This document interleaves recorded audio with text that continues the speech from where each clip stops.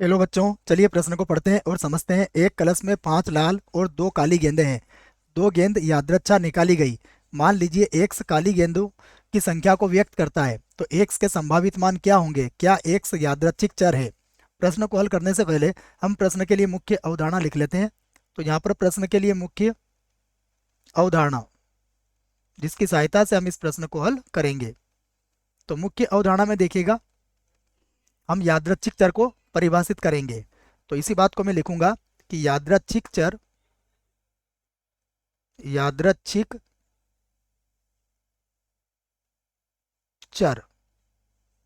वह फलन होता है, वह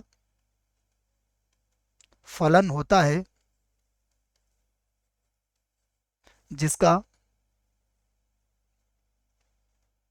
जिसका प्रांत प्रतिदर्श समष्टि होता है।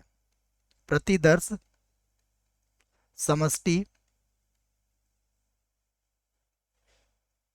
होता है। ये बात है, आप याद रखें। इसी को यादृच्छिक चर कहते हैं कि यादृच्छिक चर का जो प्रांत होगा वह प्रतिदर्श समष्टि से में से ही कोई अवयव होगा। ये याद रखें आप। अब हम प्रश्न में जो दिया गया है उसकी बात करते हैं। देखो प्रश्न में हमें क्या क्या दिया गया है। सबसे पहले लाल गेंद, तो गेंद लाल गेंद कितनी है हमारे पास? लाल गेंद है 5। उसके बाद काली गेंद काली गेंद हमें दी गई है 2। अब हमें कितनी गेंदें निकालना है? 2 गेंदें निकालना है। तो हम कहेंगे कि यदि काली गेंदों की संख्या काली गेंदों की संख्या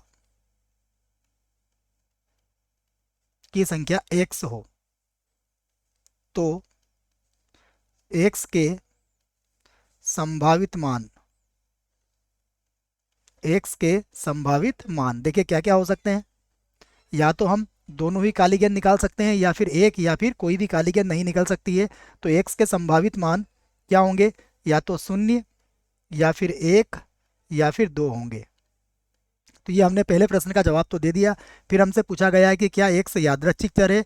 तो हम कहेंगे कि x जो है वो यादृच्छिक चर है। यादृच्छिक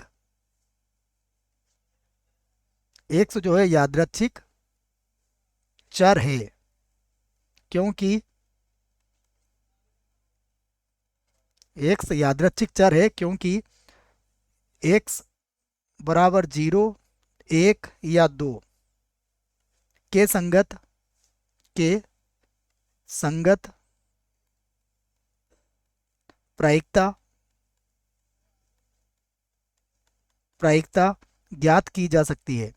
ज्ञात की जा सकती है। इसका अर्थ यह हुआ कि यह यादृच्छिक चर होगा, क्योंकि यादृच्छिक चर होगा तो उसके संगत प्रायिकता आप ज्ञात कर सकते हो। तो ये आपके समझ में आ गया होगा।